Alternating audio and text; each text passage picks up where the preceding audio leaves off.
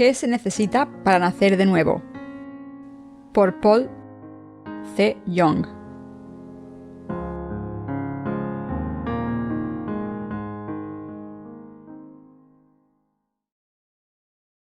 Sermón 1.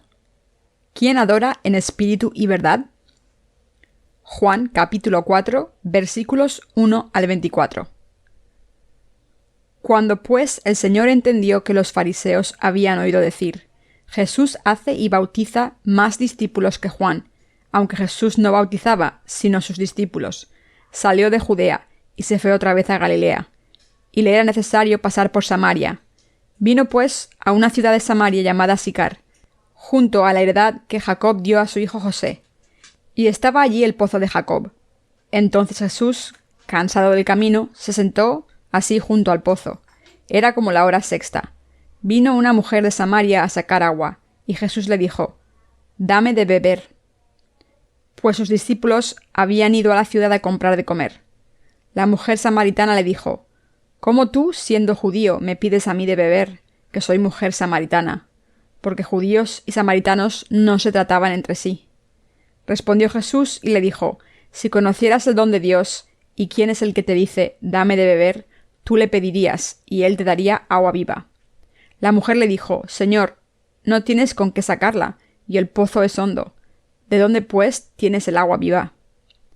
¿Acaso eres tú mayor que nuestro padre Jacob, que nos dio este pozo, del cual bebieron él, sus hijos y sus ganados?»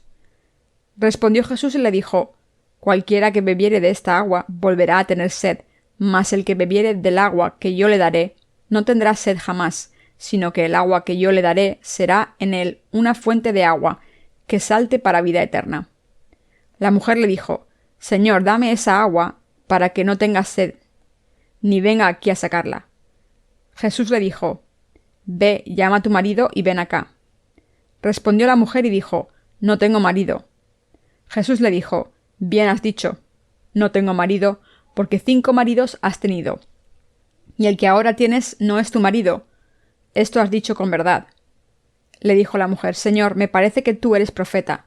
Nuestros padres adoraron en este monte, y vosotros decís que en Jerusalén es el lugar donde se debe adorar». Jesús le dijo: «Mujer, créeme, que la hora viene cuando ni en este monte ni en Jerusalén adoraréis al Padre.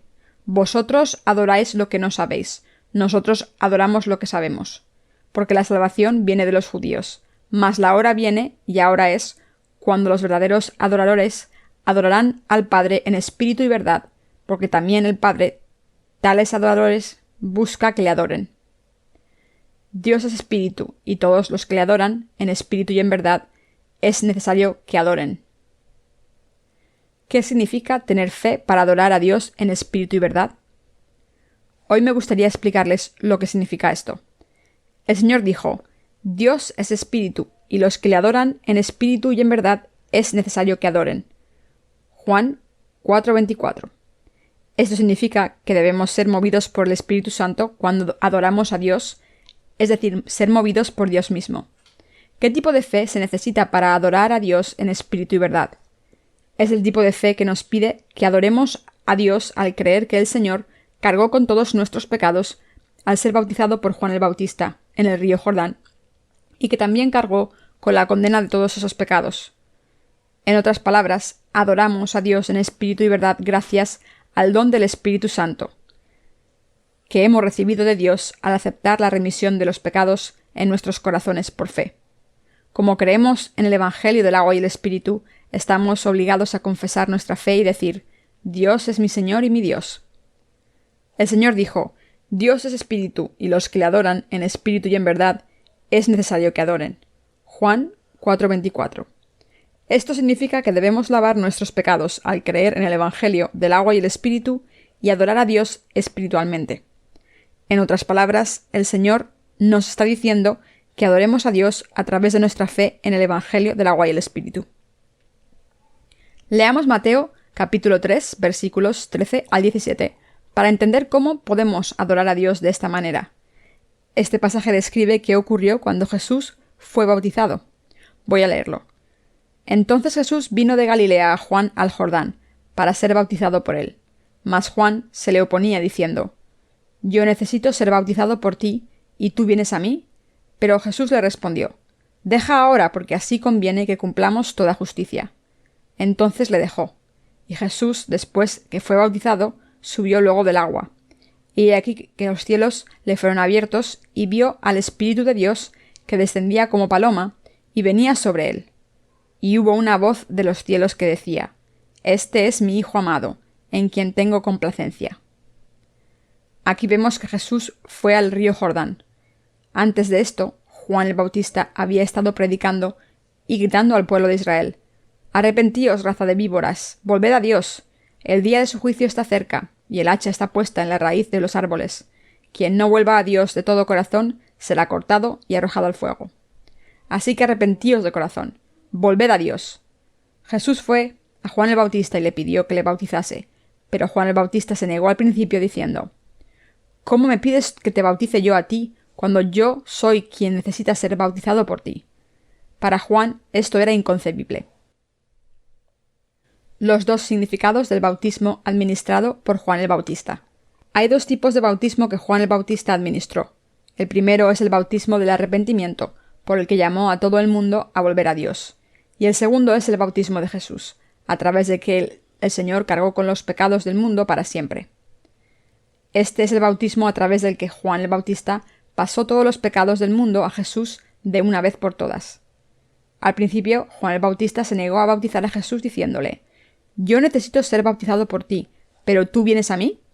Sin embargo, Jesús le dijo, Permíteme hacer ahora, pues conviene así que cumplamos toda justicia. Esto significa que era la justicia de Dios que Jesús cargase con los pecados del mundo para siempre, al ser bautizado por Juan el Bautista, y salvar a toda la raza humana de sus pecados. Sin embargo, muchos cristianos no entienden completamente este pasaje de las Escrituras, así que dicen, ¿dónde dice la Biblia que nuestros pecados fueron pasados a Jesús cuando fue bautizado por Juan el Bautista?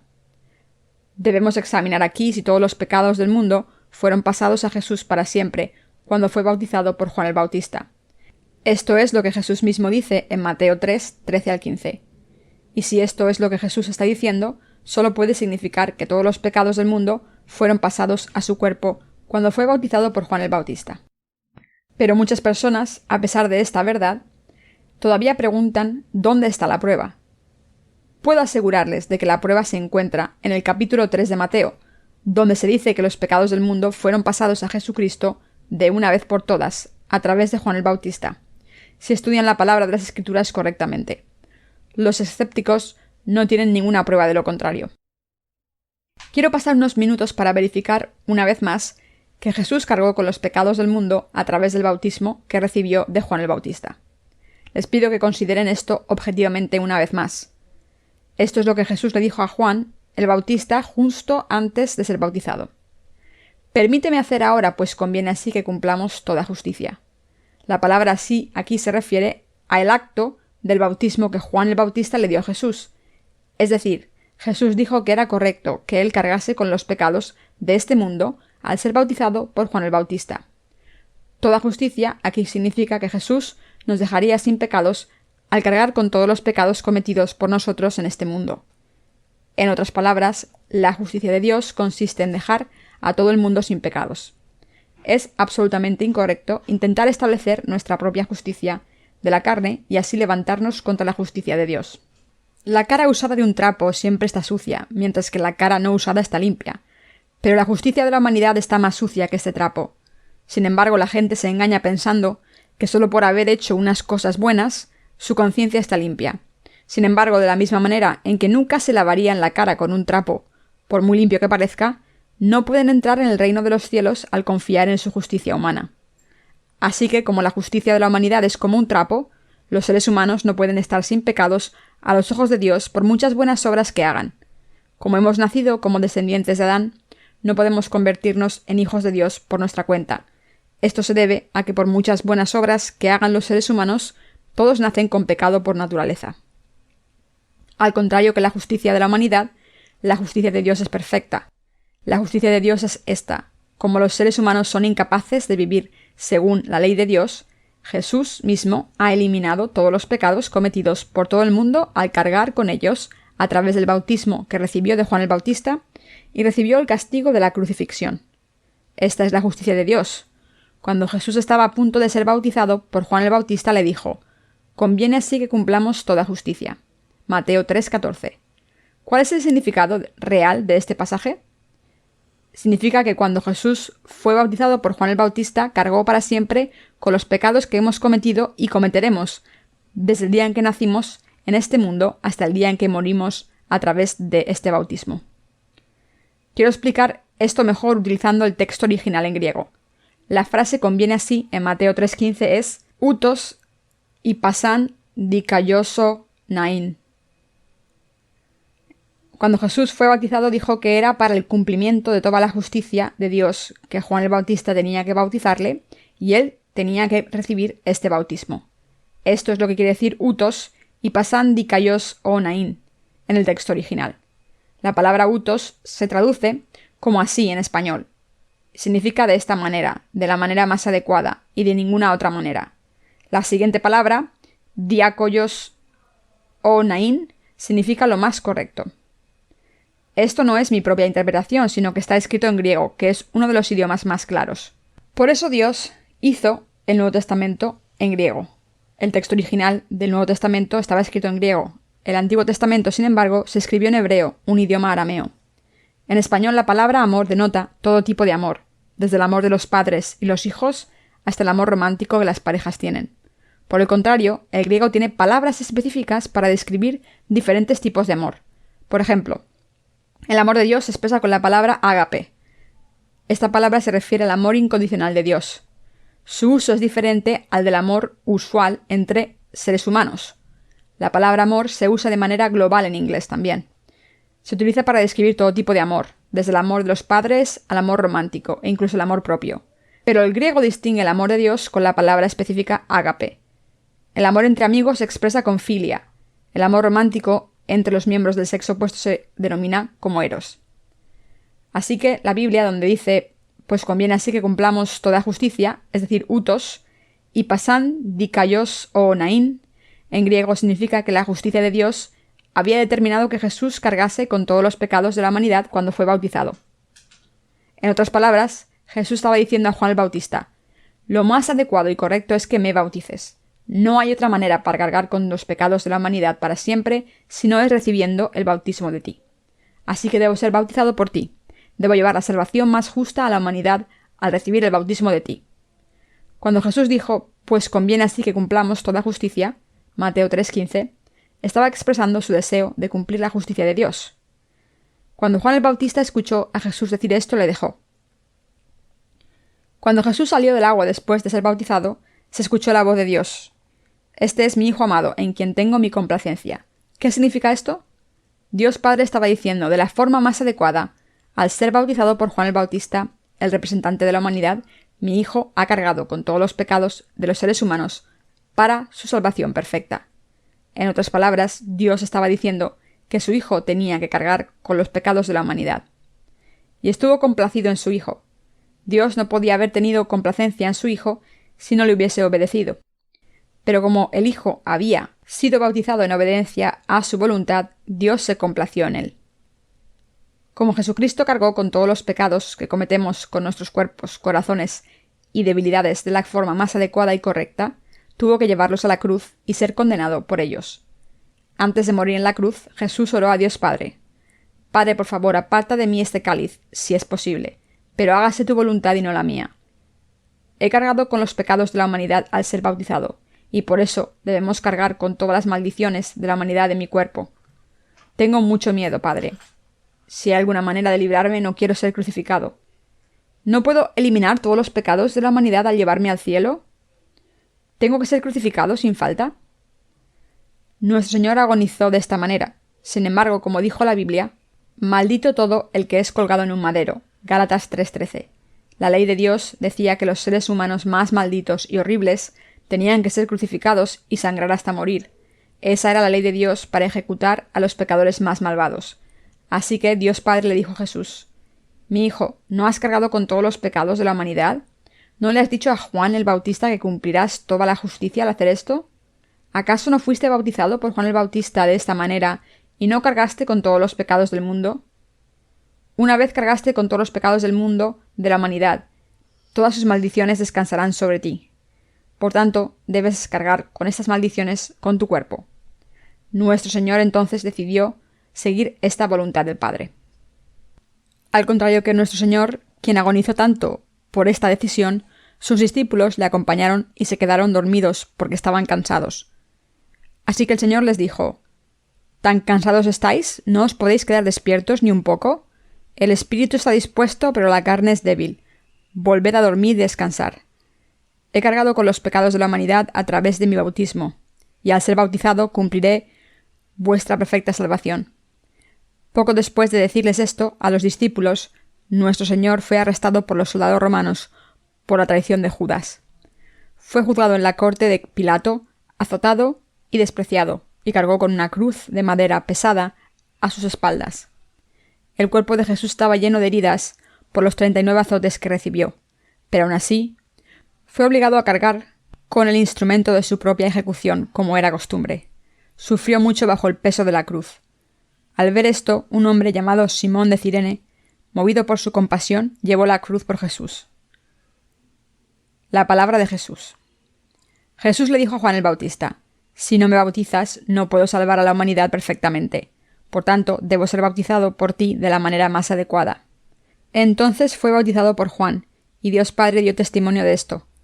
Sobre la cabeza de Jesús saliendo del agua después de su bautismo, Dios dijo: Este es mi Hijo amado, en quien tengo mi complacencia. Cuando leemos este pasaje en el texto original, podemos darnos cuenta de lo siguiente. Al ser bautizado de la manera adecuada, Jesús ha completado nuestra salvación justa. No nos dijo que no teníamos pecados, aunque los tuviésemos. Pero a través de Juan el Bautista, el último profeta y sumo sacerdote del Antiguo Testamento, Jesús aceptó todos los pecados de la humanidad, ya fueran cometidos en sus corazones o cuerpos, de la misma manera en que los pecados del pueblo de Israel en el Antiguo Testamento, pasados al animal vivo de sacrificio, cuando el sacerdote ponía las manos sobre el animal. En realidad, el Señor ha cumplido la salvación más adecuada a través de este bautismo. El texto original griego de la Biblia tiene este significado claramente. Así que he dejado claro esto en mis libros y en nuestros boletines. Lo hago porque no quiero que la gente haga afirmaciones infundadas y diga: ¿dónde está escrito en la Biblia que todos nuestros pecados fueron pasados a Jesús cuando fue bautizado? No hay que dudar esto. Jesús ha cumplido la salvación más justa al ser bautizado de la manera más adecuada y sin falta. ¿No es cierto que Jesús nos ha salvado de nuestros pecados para siempre al aceptarlos todos cuando fue bautizado? Si nuestros pecados no hubiesen sido pasados a Jesús y hubiesen permanecido intactos en nuestros corazones, ¿cómo podemos hacer afirmaciones infundadas de que hemos recibido la remisión de los pecados? ¿Y cómo podemos decirle a Dios que somos justos y llamarle Padre? Esto es solo posible porque nuestros pecados fueron pasados a Jesús para siempre, cuando fue bautizado de la manera más justa posible. Podemos creer verdaderamente en Jesús como nuestro Salvador y recibir el Espíritu de Dios Padre. Por eso, podemos obedecer el mandamiento del Señor y adorarle en espíritu y verdad. Creemos que todos los pecados que hemos cometido y cometeremos desde el día en que nacemos hasta el día en que morimos fueron pasados a Jesucristo cuando fue bautizado. Creemos que Jesús fue condenado en la cruz en nuestro lugar. Creemos de todo corazón en la palabra del Antiguo y Nuevo Testamento a los ojos de Dios, y somos los que hemos recibido la remisión de los pecados y adoramos a Dios en espíritu y verdad. Esto es lo que significa adorar a Dios en espíritu y verdad. Quiero hacerles una pregunta en este momento. ¿Fueron pasados a Jesús todos nuestros pecados cuando fue bautizado o no? Por supuesto que sí. Este no es un mero dogma, sino que es la verdad fundamental. Se trata de creer en la palabra escrita. Se trata de creer en la verdad. No es un credo de una secta. Pero, a pesar de esto, muchos pastores hoy en día no conocen el texto original y tienen el deseo de buscarlo, y por eso no lo pueden aplicar. Cuando mis sermones son traducidos, el significado puede cambiar drásticamente dependiendo de qué palabras se utilizan. Por ejemplo, cuando digo que nuestros pecados fueron pasados a Jesús cuando fue bautizado, dependiendo de la palabra utilizada para traducir el verbo pasar, puede tener un significado diferente. En coreano utilizo la misma palabra coreana para pasar, pero el traductor puede utilizar una palabra diferente que es adecuada para el contexto. De esta manera, solo una persona que conoce el texto original de las Escrituras puede aplicarlo correctamente. Cuando alguien lee el texto original, puede ver qué dice la Biblia. Aunque se me olvide lo demás, no se me olvidarán las palabras utos y pasan, dika, yoso, nain. He memorizado estas palabras para conocer su significado como la palma de mi mano. Estas palabras significan de la manera más adecuada, lo más correcto o de ninguna otra manera. Significan que Jesús ha eliminado nuestros pecados de la manera más justa al ser bautizado por Juan el Bautista. Este es el significado que el bautismo de Jesús tiene. Y a través de este bautismo, todos nuestros pecados fueron pasados a Jesús, y al creer en esto hemos llegado a nuestra verdadera salvación. Por eso Jesús dijo en el capítulo 4 de Juan: Dios es espíritu, y los que le adoran deben adorarle en espíritu y verdad. Los que han recibido la remisión de los pecados al creer en el bautismo de Jesús, y los que se han convertido en hijos de Dios al recibir el don del Espíritu Santo en sus corazones, pueden adorar a Dios en espíritu y verdad. Dios se deleita en aceptar la adoración de estas personas. Busca a los que adoran de la manera correcta. En el pasaje de las Escrituras de hoy, vemos que Jesús se separó de Judea y se fue a Galilea y pasó por Samaria. En aquel entonces, Samaria era la región que había experimentado muchas invasiones enemigas en Israel, desde Babilonia a Siria. Así que las mujeres en Samaria habían sufrido mucho por estas invasiones extranjeras, de la misma manera en que muchas mujeres coreanas sufrieron bajo el dominio colonial japonés. Como resultado, los habitantes de Samaria no pudieron mantener su linaje judío puro. Hay varias naciones en el mundo que hasta el presente dicen ser étnicamente homogéneas y puras, pero en realidad esto no es cierto. De cualquier manera, Jesús fue a Galilea solo al pasar por esta región de Samaria. De camino llegó a la ciudad de Sicar, donde estaba el pozo de Jacob a mediodía. Esta era la hora más calurosa del día. Cansado del viaje, Jesús se sentó junto al pozo, y una mujer de Samaria fue al pozo a sacar agua bajo el sol abrasador. Entonces Jesús le pidió agua a esta mujer. Los discípulos habían ido a la ciudad a comprar pan, y por eso Jesús estaba solo cuando la mujer de Samaria fue al pozo. Debemos ponernos en la situación de esta mujer. Había ido al pozo pensando que no habría nadie, pero había un hombre joven sentado junto al pozo. Y este hombre le dijo: «Dame agua». La mujer entonces le dijo: «¿Cómo eres tú, siendo judío, que me pides agua a mí, una mujer de Samaria?» Jesús le dijo: «Si conocieras el don de Dios y quién es el que te dice, dame de beber, tú le pedirías y él te daría agua viva». Juan 4:10. La mujer le dijo a Jesús: «¿Cómo vas a darme agua cuando tú eres el que me has pedido agua? ¿Tienes un cubo? Ni siquiera tienes un cubo. ¿Cómo me vas a dar agua? No tiene sentido lo que dices». Encontramos este suceso en Juan capítulo 4, versículos 11 al 14. La mujer le dijo: «Señor, no tienes con qué sacarla, y el pozo es hondo. ¿De dónde, pues, tienes el agua viva? ¿Acaso eres tú mayor que nuestro padre Jacob, que nos dio este pozo, del cual bebieron él, sus hijos y sus ganados?» Respondió Jesús y le dijo: «Cualquiera que bebiere de esta agua volverá a tener sed, mas el que bebiere del agua que yo le daré no tendrá sed jamás, sino que el agua que yo le daré será en él una fuente de agua que salte para vida eterna». La mujer hablaba con bastante confianza, ya que le dijo a Jesús: «Señor, dame esa agua para que no tenga yo sed, ni venga aquí a sacarla». Juan 4:15. Dicho de otra manera, hubo una discusión entre Jesús y esta mujer junto al pozo. «Dame agua», le pidió Jesús a la mujer. «¿Cómo eres que tú, un judío, me pides agua?», contestó la mujer. Jesús le dijo: «Si me hubieses pedido agua sabiendo quién soy, te habría dado agua viva». La mujer dijo: «¿Cómo vas a darme agua si tú no tienes un cubo?». Jesús le pidió a la mujer que le trajese a su marido. Las primeras rondas fueron un empate. En la tercera ronda Jesús estaba contra la pared, pero en la cuarta ronda Jesús le dijo a la mujer que fuese a buscar a su marido. La mujer estaba sorprendida y dijo: «No tengo marido». Jesús le dijo entonces. Respondió la mujer y dijo: «No tengo marido». Jesús le dijo: «Bien has dicho, no tengo marido, porque 5 maridos has tenido y el que ahora tienes no es tu marido. Eso has dicho con verdad». Juan 4, 17 y 18. La mujer pensó para sí misma: «Lo sabe todo sobre mi vida pasada y mis maridos anteriores, y el 6.º hombre con el que vivo no es mi marido». Ahora se había acabado la discusión. La mujer aceptó su derrota y le dijo a Jesús al final: «No eres un hombre ordinario, sino un profeta. Dios ha enviado a sus profetas al pueblo de Israel de vez en cuando. Como lo sabes todo sobre mí, está claro que eres un profeta». En aquel entonces la mujer había tenido 5 maridos y ahora vivía con el 6º hombre. Cuando el Señor le dijo que el hombre con el que vivía no era su marido, le dijo: «Eres un profeta. ¿Cómo lo sabes todo sobre mí? Tienes razón». Jesús dijo aquí que el hombre con el que vivía la mujer de Samaria no era su marido. Esto implica que su verdadero marido era Jesucristo. En la Biblia, el marido suele ser Jesucristo. Aunque la mujer había vivido con 6 hombres diferentes, ninguno de ellos era su verdadero marido. ¿Qué significa esto? En este mundo hay muchas personas que creen que el dinero es su marido y su Dios. Piensan que el dinero es su marido y su Dios. Pero este dinero no puede ser el Dios de nadie. El dinero no dura para siempre. Viene y se va. En vez de protegernos, puede arruinarnos. Cuando la gente acumula riquezas, normalmente busca la fama.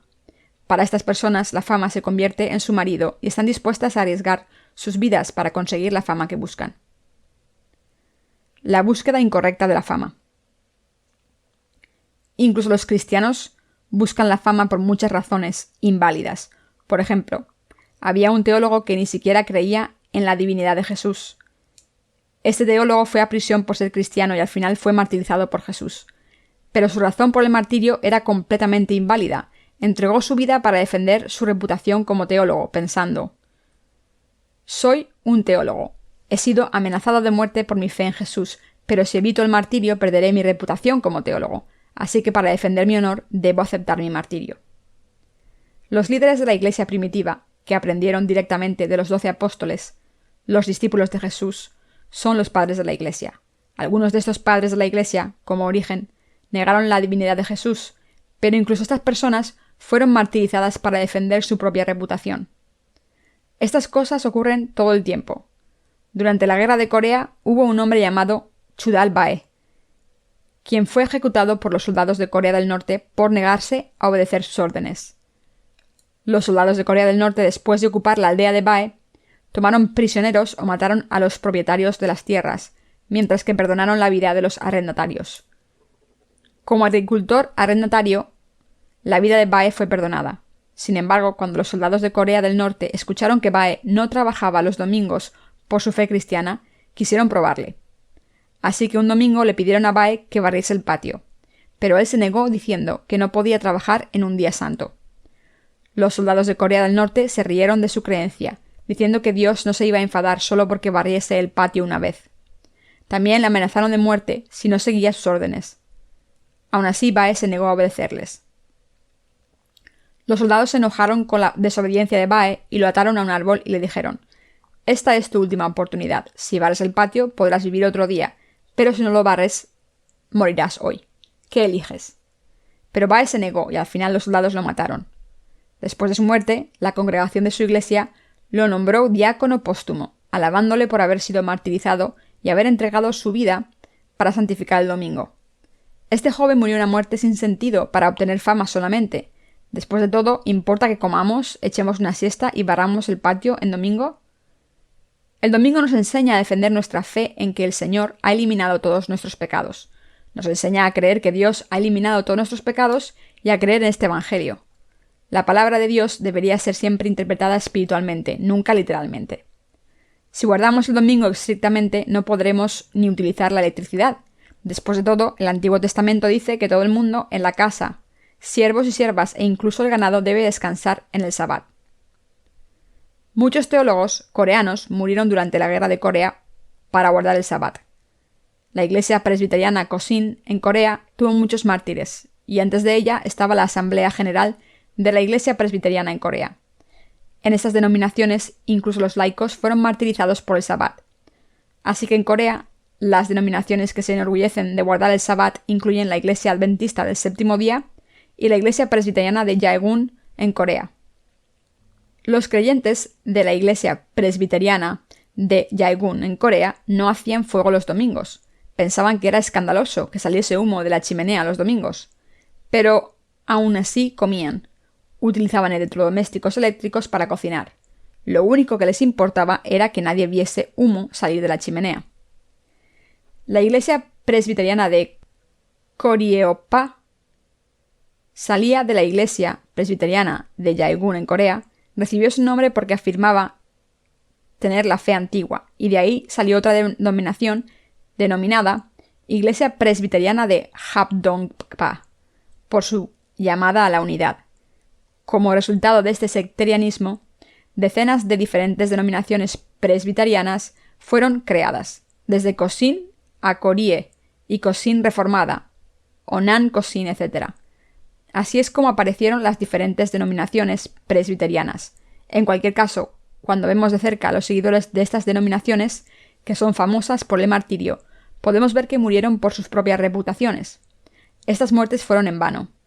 No debemos entregar nuestras vidas por estas cosas tan triviales. Si se nos pide que barramos el patio el domingo, debemos barrerlo y después descansar. No vale la pena arriesgar la vida por cosas tan triviales. Algunos estudiantes de seminario estudian mucho para convertirse en pastores famosos, pero algunos de ellos mueren de cansancio antes de graduarse. Esto se debe a que buscan la fama. Algunas personas arriesgan sus vidas por la fama, mientras que otras las arriesgan por dinero. Estas personas intentan servir a Dios con fama y dinero. Algunas personas siguen a Soka Gakkai, un movimiento religioso nuevo de Japón, y quieren cantar el nombre del Lotus Sutra cuando el sol se levanta por el este, creyendo que esto les dará prosperidad. ¿Y qué hay de los católicos?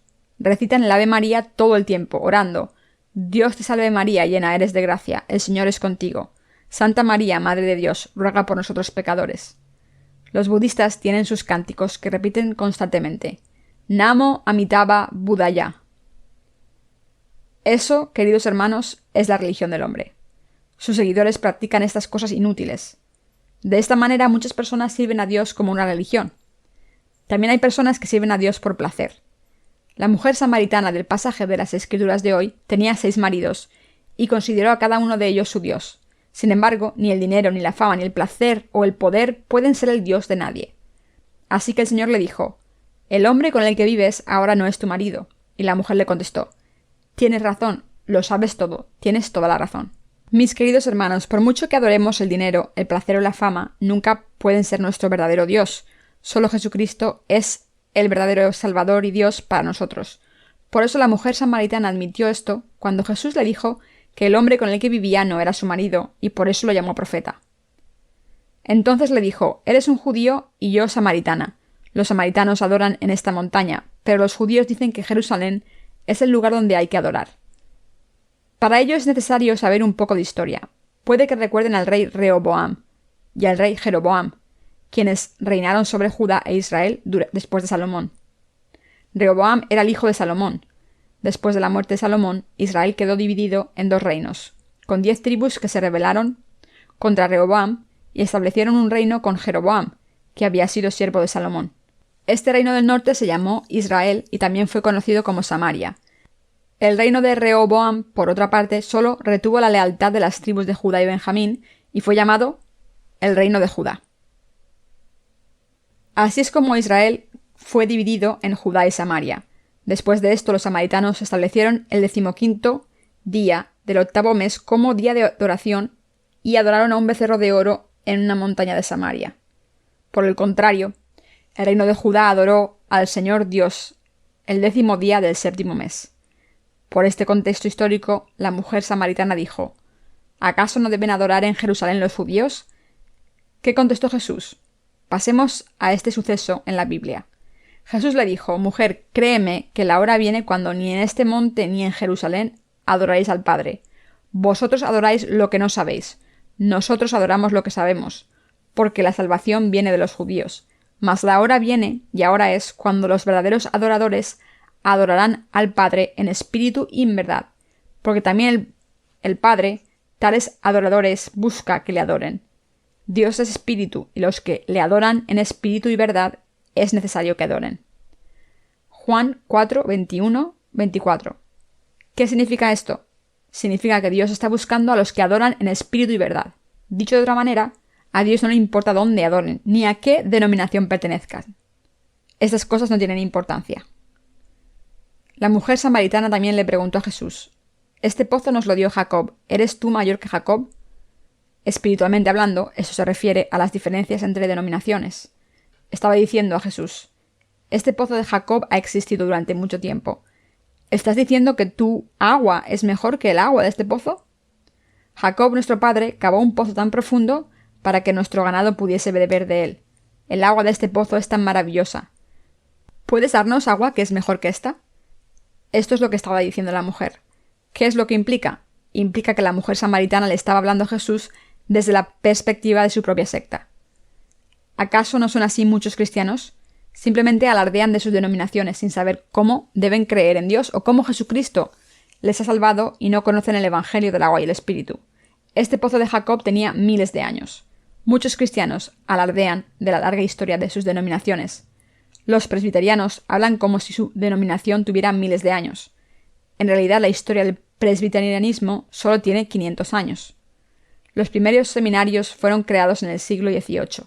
En el siglo XVIII surgió la teología protestante, como la presbiteriana y la baptista. Su historia no es tan larga, ya que solo tiene 300 años. En el 313 después de Cristo, el emperador Constantino emitió el Edicto de Milán, que estableció la religión de la Iglesia Católica como la religión oficial del Imperio Romano. Desde entonces y hasta la aparición de Lutero en el siglo XV, el mundo vivió en la Edad Oscura. Durante esos tiempos, la Iglesia Católica confiscaba la propiedad de la gente simplemente acusándola de herejía. Así es como la Iglesia Católica ejercitó su poder enorme. Durante la Edad Media, nadie podía enfrentarse a la Iglesia Católica y sobrevivir, ni siquiera los reyes. En Inglaterra, una iglesia diferente fue establecida cuando el Papa se negó a concederle al rey de Inglaterra la anulación de su matrimonio para que pudiera volver a casarse. Todos conocen esto. Esa iglesia fue establecida precisamente porque la Iglesia Católica se negó a darle al rey Enrique VIII la anulación que quería. Y se llama la Iglesia Anglicana. La Iglesia Anglicana es una fusión de catolicismo y protestantismo y conserva la mayoría de los rituales católicos, pero incorpora doctrinas protestantes. Hay otro grupo de iglesias protestantes, conocidas como la Iglesia Reformada, que fueron mucho más radicales en su rechazo del catolicismo. ¿Qué importa lo antigua que sea la historia de su denominación? ¿Qué importa lo profundo que fuese el pozo de Jacob? Por muy profundo que fuese el pozo de Jacob, toda el agua que la gente sacaba de él se acababa y después volvían a tener sed. El agua que sacaban para el día se acababa al final del día. No tenían otro remedio que volver al pozo el día siguiente. Esta agua tenía que sacarse día tras día. Lo mismo ocurre con las denominaciones. Por muy arraigadas que estén en la historia y tradición, sus doctrinas humanas no pueden saciar la sed de los corazones de la gente.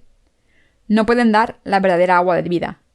Solo los que tienen la palabra de nacer de nuevo, del agua y el Espíritu, la palabra de Jesús, pueden obtener el agua de la fuente de la vida eterna.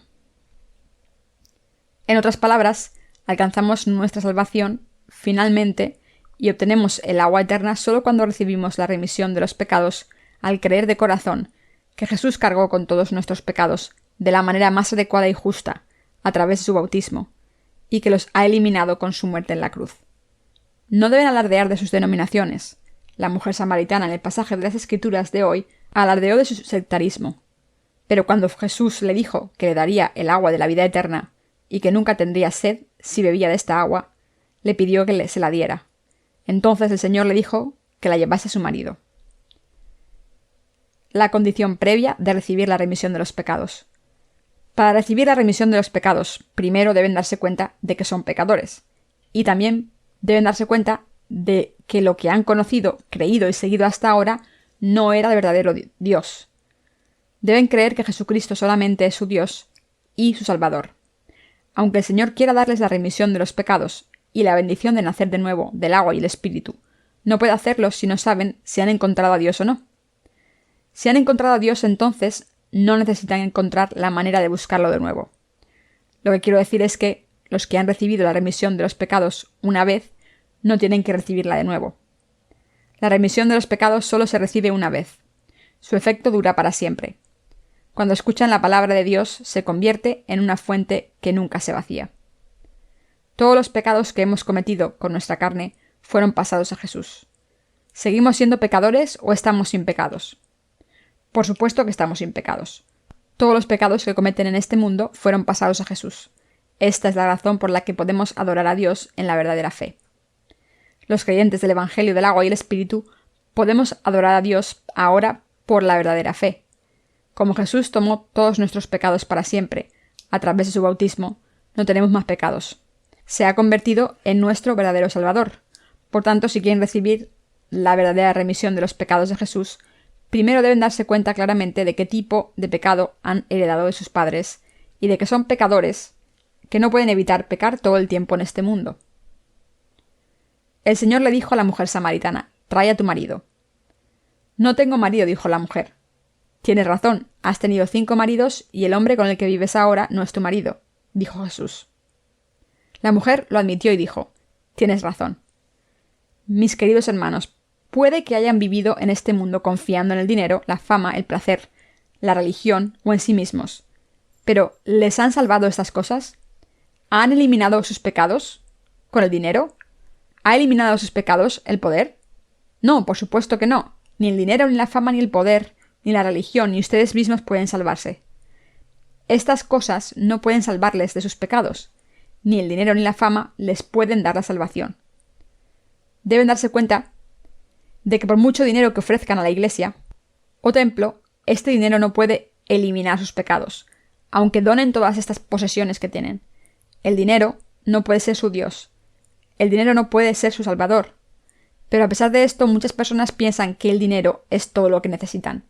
Incluso en la muerte, la gente piensa que necesita dinero. Fíjense en cómo se celebran los funerales hoy en día. Cuestan miles o decenas de miles de dólares, como si un ataúd caro o una lápida opulenta importasen para su destino final.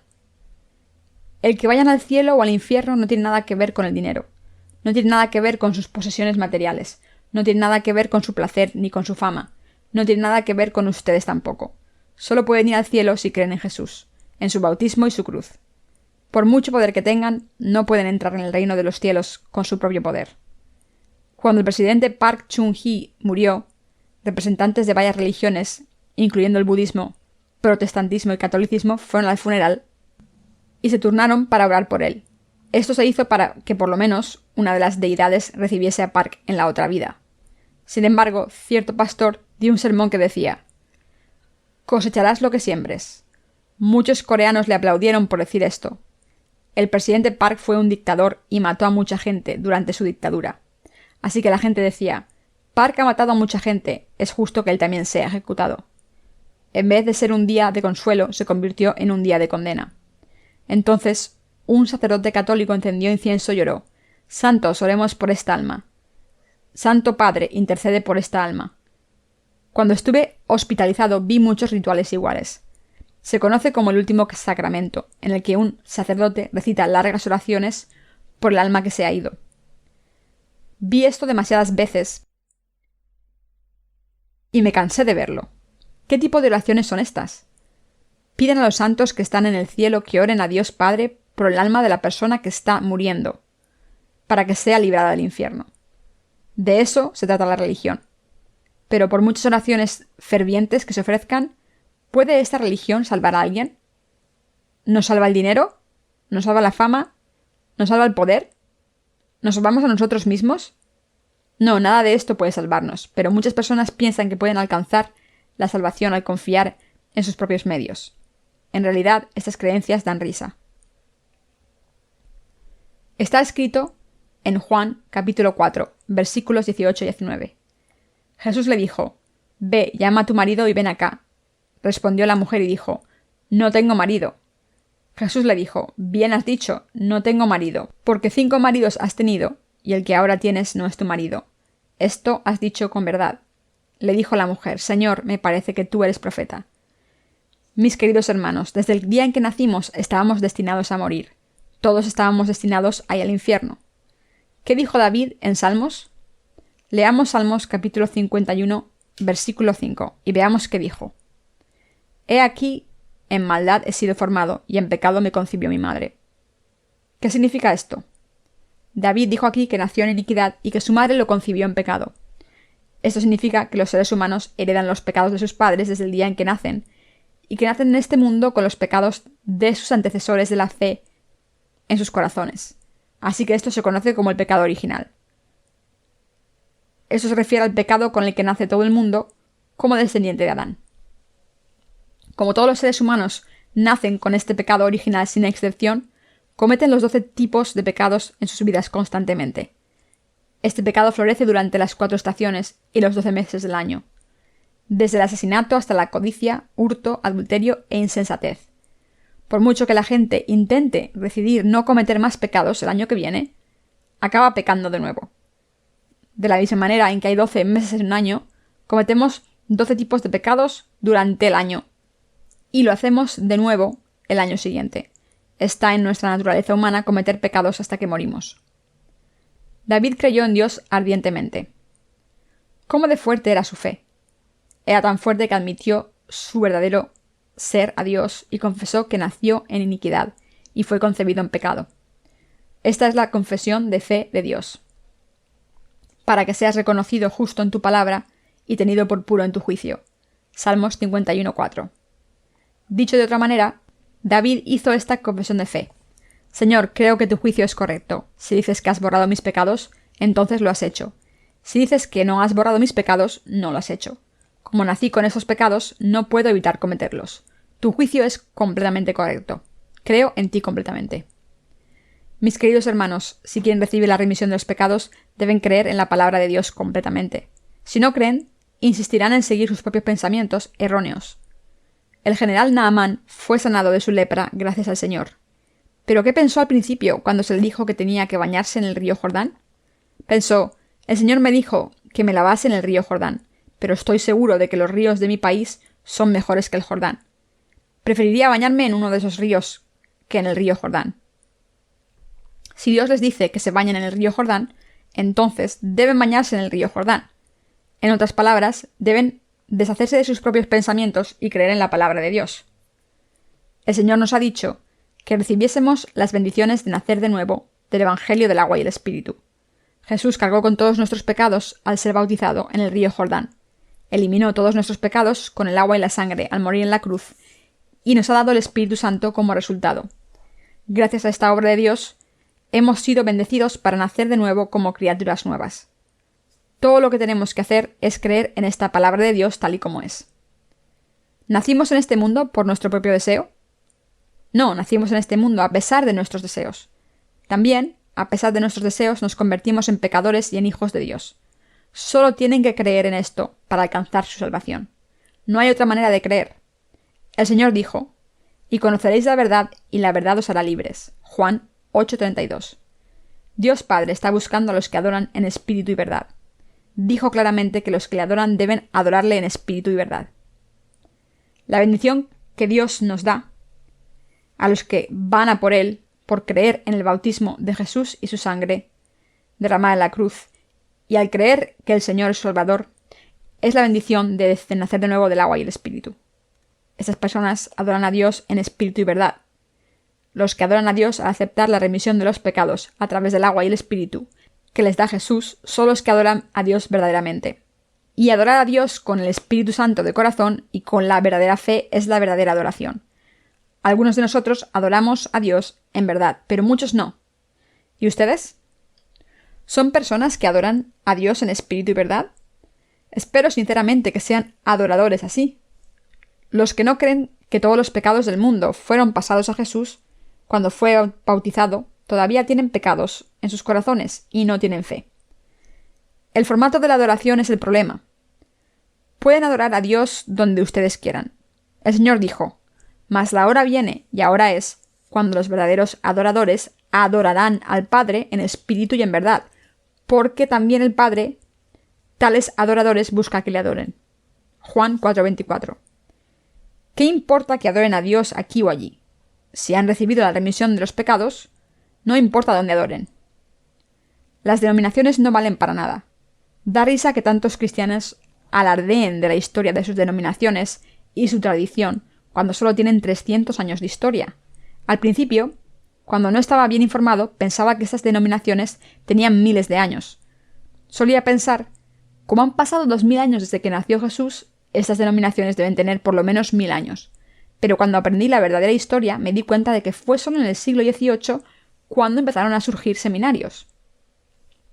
La fundación de la Iglesia presbiteriana también es más reciente. Mientras que el presbiterianismo es muy común en Corea, no lo es en el resto del mundo. En los Estados Unidos, por ejemplo, la Iglesia Baptista tiene mucho más influencia. Lo que quiero decir es que los rituales de adoración y las diferencias entre denominaciones no importan en absoluto. Lo que importa de verdad es que recibimos la remisión de los pecados al creer en el Evangelio del agua y el Espíritu, y después adoramos a Dios por esta verdadera fe. Esto es lo que significa adorar a Dios en espíritu y verdad. Y esta es la manera de adorar a Dios cuando nacemos de nuevo del agua y el Espíritu. Dios quiere que nazcamos de nuevo del agua y el Espíritu primero, con toda prioridad, y que después le adoremos.